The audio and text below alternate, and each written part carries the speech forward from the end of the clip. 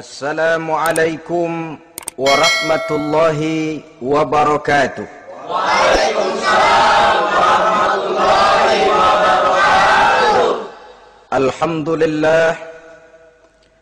Alhamdulillahil jabbaril qahhar, al-azizil ghaffar, khaliqil jannati wan nar. Wassalatu wassalamu ala sayyidina Muhammadinil Mukhtar wa ala alihi wa ashabihil athhar, amma ba'du. Saudara-saudara kaum muslimin rahimakumullah,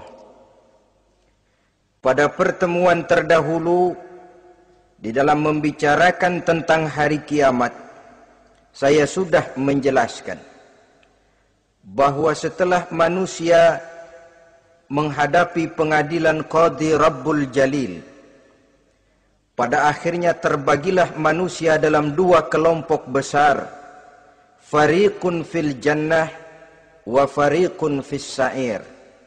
Sekelompok orang masuk ke dalam surga dan segolongan lainnya lagi masuk ke dalam neraka.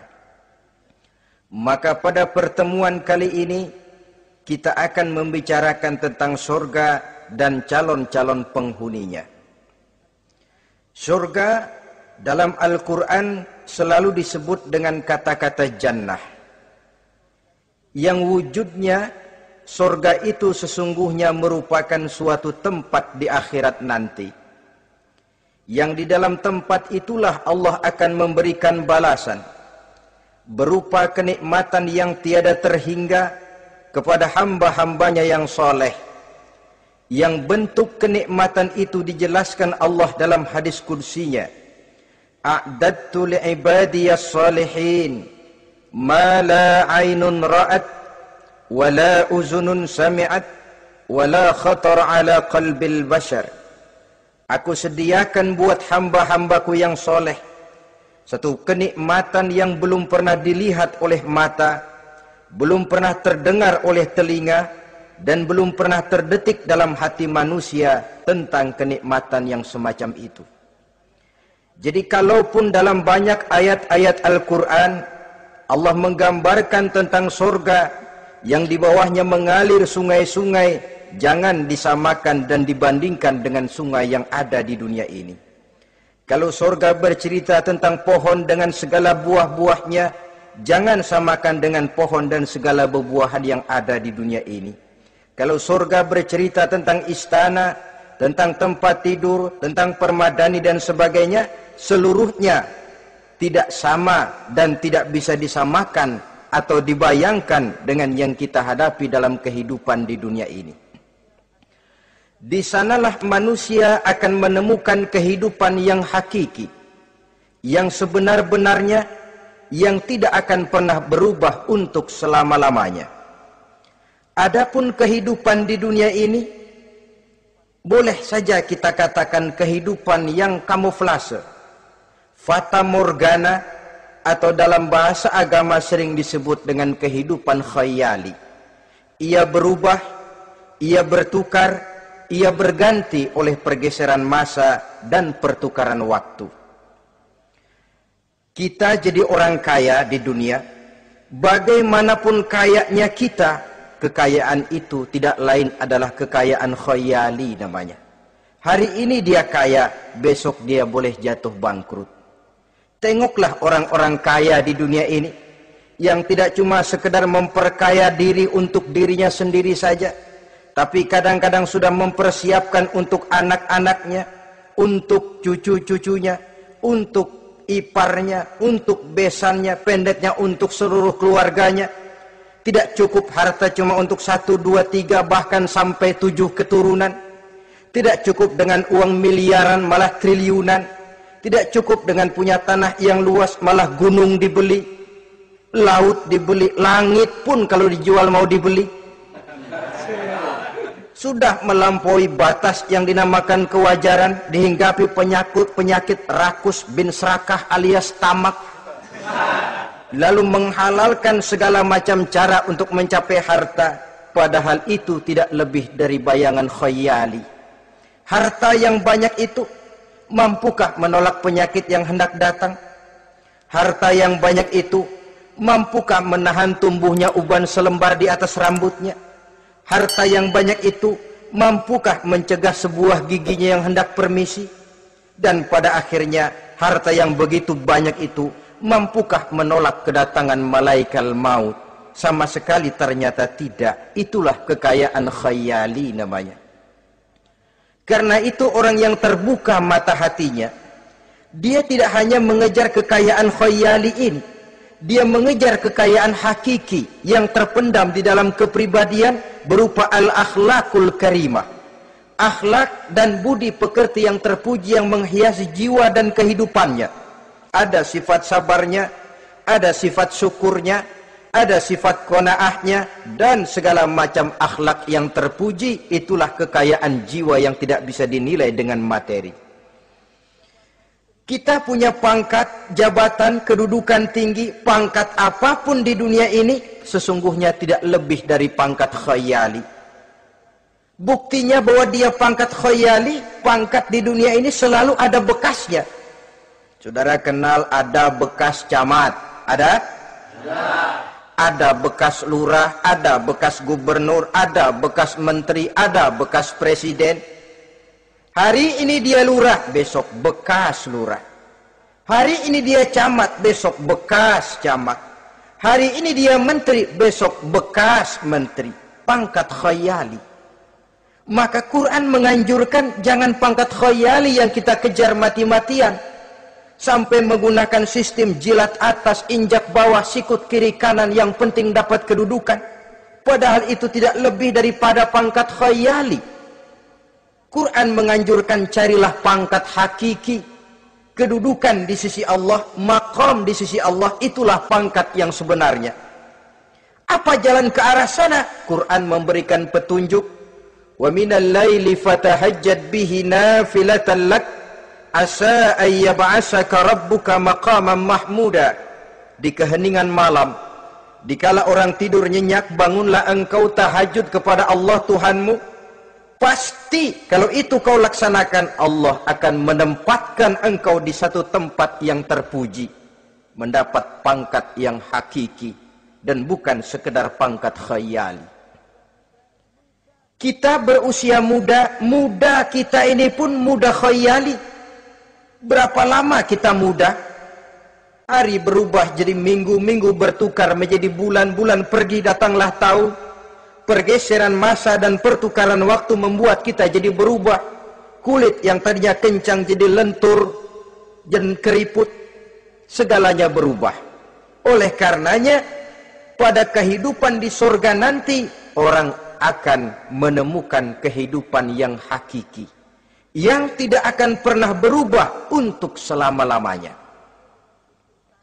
Kita akan mulai dengan menjelaskan bagaimana sebenarnya keadaan surga itu. Pertama, luasnya. Berapa sih luasnya surga? Dengan logika, sekarang ini dunia dihadapi dengan kekhawatiran terhadap peledakan penduduk yang nyaris tidak terkendali. 5 miliar lebih jumlah manusia yang nongkrong di permukaan bumi. Tapi sesungguhnya planet bumi yang kita tinggali ini cuma satu planet kecil dari 9 buah planet yang berada dalam sistem tata surya matahari yang lazimnya kita namakan galaksi. Selain tata surya matahari yang namanya galaksi itu, masih terdapat lagi galaksi-galaksi lain yang dengan sendirinya juga dikitari oleh planet-planet lain. Dan bumi kita yang kita tinggali ini, yang dihuni oleh tidak kurang 5 miliar manusia, hakikatnya cuma setitik debu di tengah angkasa alam yang luas ini. Oleh karenanya, di dalam surah Ali Imran ayat 173, ayat 133, Allah Subhanahu wa taala menjelaskan, wasari'u ila maghfiratin min rabbikum wa jannatin 'arduha as-samawati wal ardu u'iddat lil muttaqin.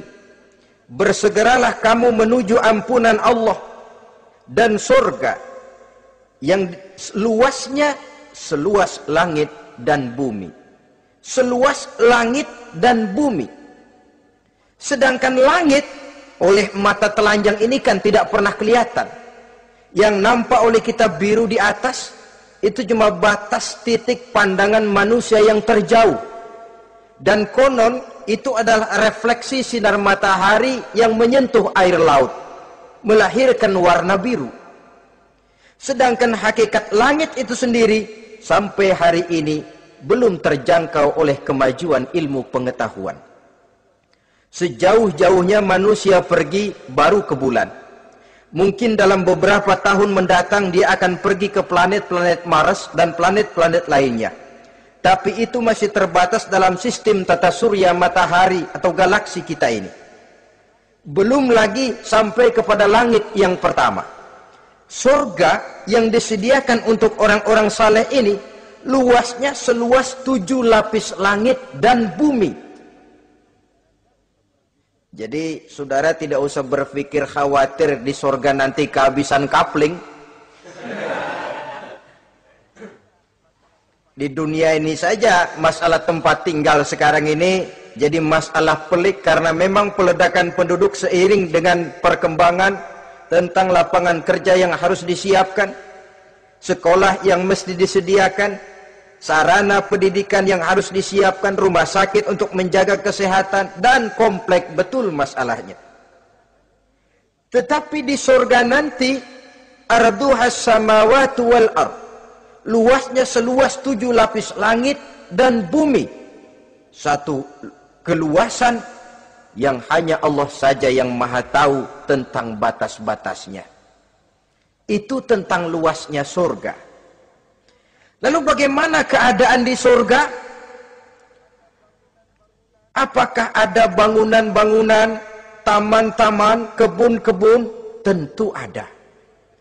Di surga ada kebun yang tanamannya berupa tumbuh-tumbuhan dan menghasilkan buah-buahan yang buah-buahannya pun boleh dimakan oleh manusia karena tidak akan pernah ada larangan lagi dalam kehidupan di sana.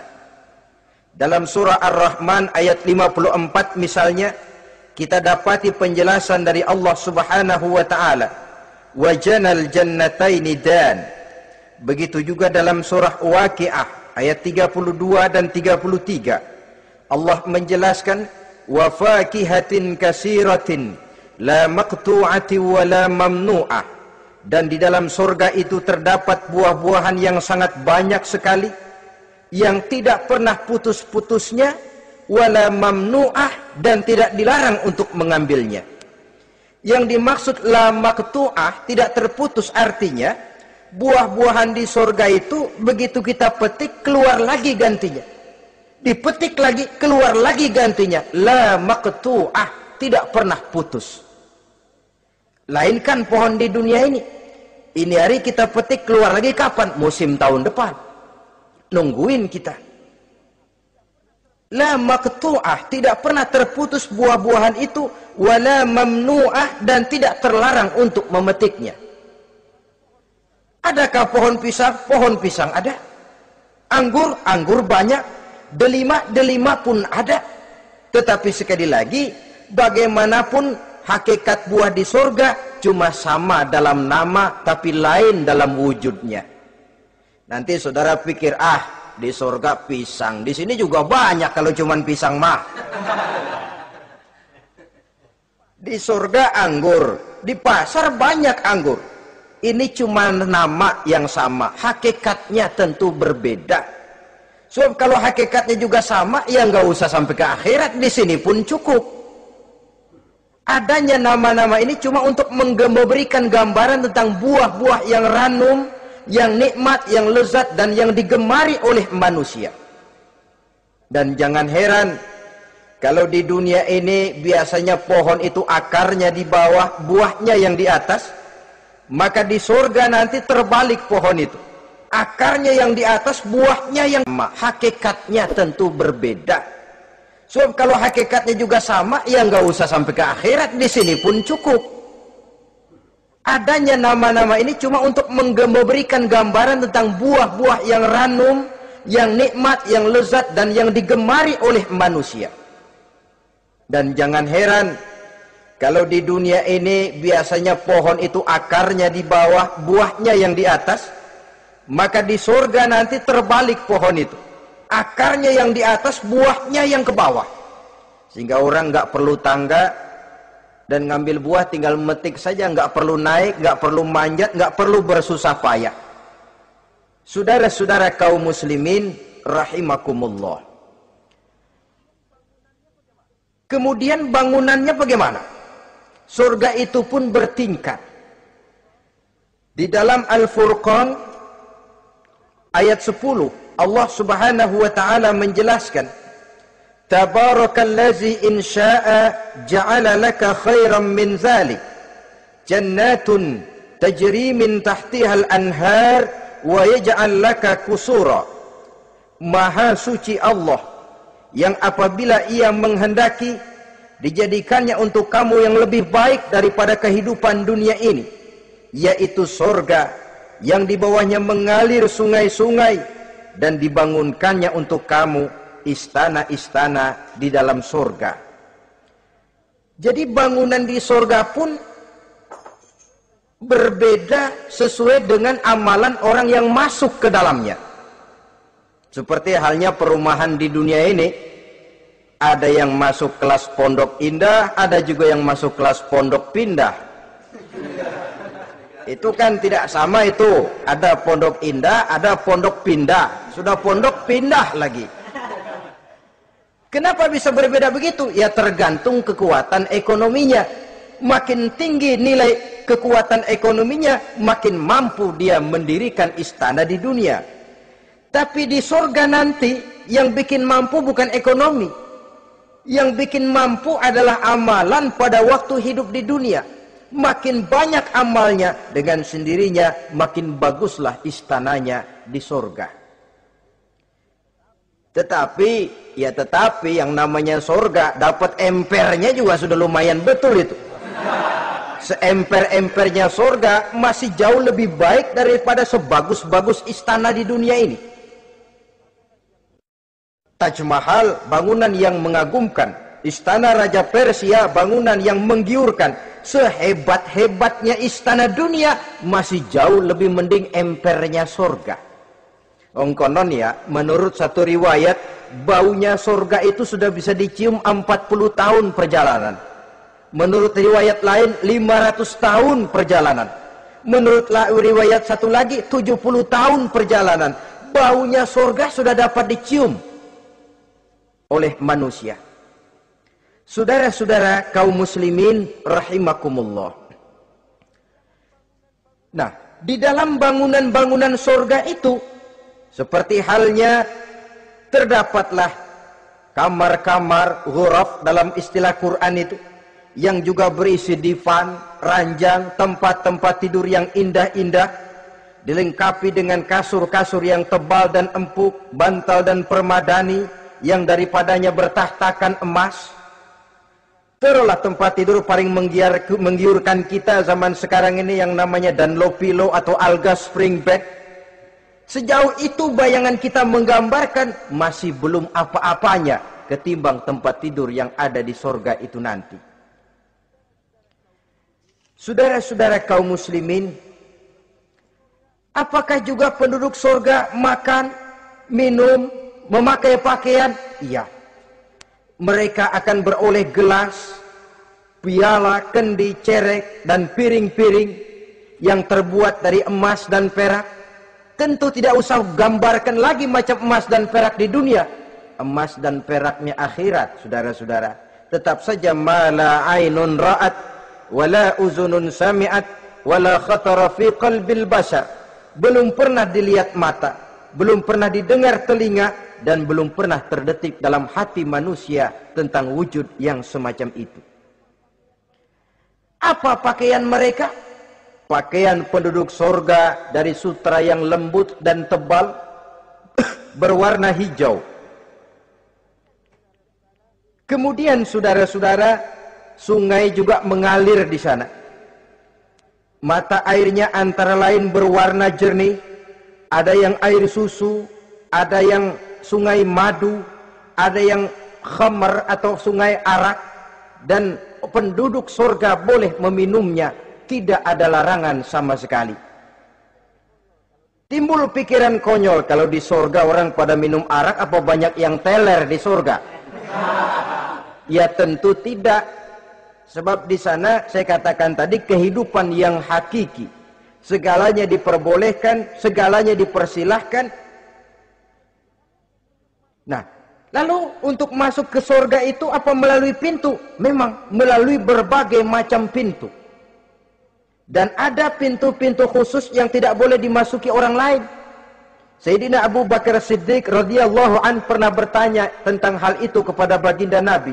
Ya Rasul, apakah di surga ada pintu-pintu khusus? Ada, Abu Bakar. Ada di dalam surga itu pintu yang namanya Rayyan.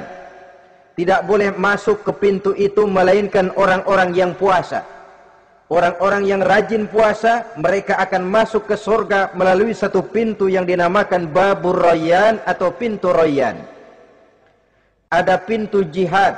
Yang masuk lewat itu hanya mereka orang-orang yang waktu di dunia sepanjang hidupnya berisi jihad, menegakkan dan meninggikan kalimat Allah. Ada babus sedekah, pintu yang hanya boleh diliwati oleh orang-orang yang rajin bersedekah, ringan tangan dalam memberikan bantuan kepada orang-orang yang memang memerlukannya. Dan setiap orang melalui pintu yang sesuai dengan amalannya masing-masing. Ketika itu Abu Bakar bertanya, ya Rasul, apa ada orang yang dipanggil dari tiap pintu? Tiap pintu manggil dia. Kata Nabi, ada Abu Bakar, dan saya doakan kau masuk salah satu di antara orang yang dipanggil dari tiap pintu. Ini orang multi komplek ini. Puasa, dia ahli puasa. Soal jihad, sepanjang hidupnya dia jihad. Sedekah memang tangannya pemurah. Tahajud memang tiap malam. Sementara itu akhlaknya luhur, tiap pintu manggil dia. Dalam hadis ada juga perempuan yang bernasib baik, dijelaskan oleh Nabi, apabila seorang perempuan, dia kerjakan solat yang 5 waktu, dia puasa di bulan Ramadan, dia jaga kehormatan dirinya, kemudian dia taat kepada suaminya, di akhirat nanti dikatakan kepada perempuan tadi, wahai perempuan, udkhuli min ayyi abwabil jannati syi'ti. Masuklah kamu ke dalam surga dari pintu mana saja yang kamu mau. Disuruh pilih, saudara-saudara. Nah, kalau kita waktu di dunia ini tidak ada keistimewaan amal, bingung mau masuk pintu mana. Ramadan puasanya kayak gendang. Depan doang sama belakang, penutupan sama pembukaan, peserta kehormatan. Tengah-tengahnya kosong. Nanti mau masuk pintu Rayyan, ditanya, ini pintunya orang yang puasa. Kamu puasa Ramadan? Puasa juga sih. Puasa juga sih bagaimana? Iya, pembukaan sama penutupan. Tengahnya kosong, nggak bisa lewat pintu sini, cari pintu lain saja. Mau masuk kita lewat pintu jihad, ditanya lagi, kamu lewat sini apa merasa pernah berjuang membela agama waktu di dunia? Mau lewat pintu sholat, apa kau termasuk orang yang konsekuen menjaga sholat? Bersyukurlah kita kalau tiap pintu memanggil. Kalau tidak, adalah salah satu amal kita yang menunjukkan keistimewaan kita. Karena itu beramal nggak perlu banyak, yang penting rutinnya, istiqomahnya. Ahabbul a'mali indallah adwamuha wa in qalla. Amalan yang paling dicintai Allah yang dikerjakan secara tuntas walaupun tidak banyak. Saudara baca ayat Quran nggak banyak, satu malam cuma 3 ayat, tapi rutin tiap malam 3 ayat, tiap malam 3 ayat.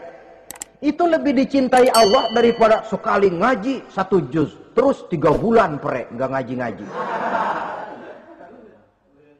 Lebih baik yang sedikit-sedikit ini tapi rutin, dia akan menjelma menjadi amalan yang banyak daripada sekalinya banyak lalu ke belakangnya malah tidak ada sama sekali. Hendaknya ada amalan-amalan kita yang menunjukkan keistimewaan dan kelak akan menjadi pintu yang kita tempuh di surga nanti.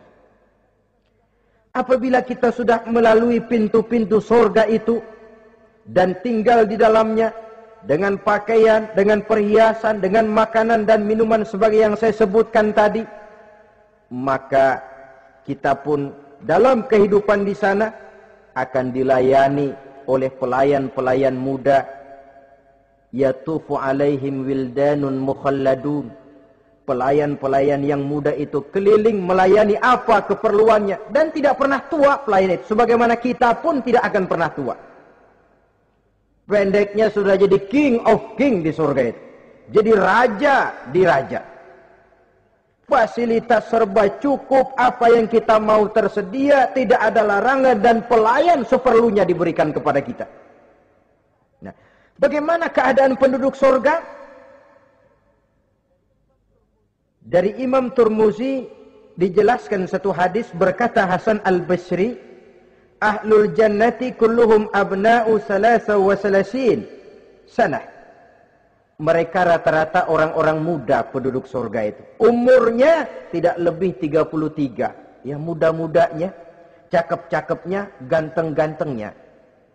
Pantas kalau satu hari ada perempuan tua menghadap Rasul. Ya Rasul, saya ahli ibadah, saya beriman kepada Allah, saya cinta kepada Islam, apakah saya akan masuk surga ya Rasul? Nabi senyum, enggak bu, nenek-nenek enggak masuk surga. Itu perempuan nangis sejadi-jadinya. Ya Rasul, kalau gitu sia-sia tahajud saya, sia-sia puasa saya, sia-sia segala macam ibadah saya. Nenek-nenek enggak masuk surga ya Rasul, saya yang benar segalanya ini. Rasul kemudian menghampiri perempuan tadi, bu, kalau yang ibu bilang itu benar, ibu masuk surga. Cuman di sana ibu balik muda lagi. Kulit enggak kempot kayak begitu. Rambut enggak putih macam begitu. Ibu nanti di surga bakal jadi muda lagi. Salasa wa salasin, umur 33 tahun. Rata-rata seluruh penduduk surga umurnya begitu. Tidak ada yang tua, tidak ada yang anak-anak, tidak ada yang remaja, rata-rata segitu. Nah, lalu bagaimana? Di surga hati mereka menjadi satu. Di antara sesama penduduk surga. Tidak ada yang iri hati, tidak ada yang punya sifat dendam. Itu keadaan di surga. Walaupun bertetangga, yang satu bisa mengunjungi yang lain, yang satu bisa nengokin yang lain, tapi tidak ada sikap iri hati dan dengki. Tidak ada yang satu datang ke tempat saudaranya di surga, loh kapling lu lebih luas dari gua nih, nggak adil Tuhan. Tidak ada. Semuanya hati sudah menjadi satu, tidak ada dendam, tidak ada iri hati. Kan jauh bedanya dengan kehidupan di dunia ini toh. Kadang-kadang di dunia ini begitulah romantikanya. Kita melarat, disuraki orang, kita sedikit kaya, diselidiki orang, ada saja yang iri, ada saja yang hasut, dan selalu mencari cara untuk menjatuhkan kita. Di surga, hal semacam itu tidak akan kita temui. Orang tidak punya sifat iri hati dan dendam. Lalu bagaimana lagi keadaan penduduk surga itu? Mereka selalu merasa senang dan bahagia. Tiap hari, tiap saat yang dirasakan cuma itu saja. Tidak diselingi seperti kehidupan di dunia ini, di mana senang berseling dengan susah, bahagia berganti dengan derita, ada senyum bahagia, ada tangis menahan derita. Itu romantika kehidupan di dunia. Di akhirat itu tidak akan pernah ditemui dalam surga nanti. Orang selalu merasa senang karenanya di sana tidak ada keluh kesah. Tidak ada orang yang murung, tidak ada orang yang narik napas panjang sambil menghitung bintang di langit. Selalu merasa senang dan selalu merasa bahagia. Menghitung bintang di langit. Selalu merasa senang dan selalu merasa bahagia. Lalu bagaimana kondisi fisik mereka? Di surga tidak ada orang yang cacat. Baik ia cacat rohani ataupun cacat jasmani. Seperti yang kita temui di dunia ini, ada saja cacatnya. Kadang-kadang jasmani sehat, rohaninya sakit. Kadang-kadang rohaninya bagus, jasmaninya cacat. Di surga orang sempurna, komplit, cukup. Tidak ada yang cacat rohani ataupun yang cacat jasmani. Kalau dalam kehidupan di dunia ini mereka cacat, bagaimana? Mereka akan utuh dan sempurna apabila masuk ke dalam surga. Dan di surga, sungguh pun mereka makan, sungguh pun mereka minum, mereka tidak akan pernah buang air. Baik air besar maupun air kecil. Sebab kalau makan dan minum di surga harus buang air, tentu malaikat harus menyediakan WC. Dan kalau surga sudah ada WC, tentu tinja yang repot. Saudara-saudara kaum muslimin, tidak buang air juga tidak buang angin. Dan tidak sakit, tidak terkena penyakit. Penyakit apapun namanya, sudah di surga itu daerah bebas penyakit. Jadi barangkali kalau keluar ke halaman surga nggak pakai baju masuk angin, tidak. Sebab di sana repot nyari duit kerokan. Segalanya sempurna, segalanya cukup. Lalu bagaimana kalau tiap saat mereka makan, tiap saat mereka minum tapi tidak buang air? Konon keringat yang keluar dari mereka, tubuh mereka. Dan keringat yang keluar itu mengandung bau kasturi yang amat sangat harum baunya. Saudara-saudara, kemudian penduduk surga itu oleh Allah diberikan teman hidup yang namanya bidadari. Makhluk Allah yang teramat sangat cantiknya, yang tidak bisa kita bayangkan macam apa cantiknya. Barangkali kalau kita menonton film, kita kagum dengan bintang-bintang film kenamaan yang cantiknya selangit. Itu mah belum ada seujung kukunya dari para bidadari. Mereka dalam Quran disebut azwajun mutahharah, istri yang disucikan. Apa pengertian suci di sini? Belum pernah tersentuh sebelumnya, baik oleh manusia, baik oleh jin, baik oleh malaikat sekalipun. Jadi memang orisinil, build up dari sononya belum kepake. Khusus untuk manusia yang masuk surga.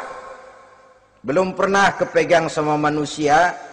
Jangankan manusia, jin dan malaikat saja belum pernah megang. Lain kan di dunia sekarang ini, kita mau cari barang orisinil sudah repot.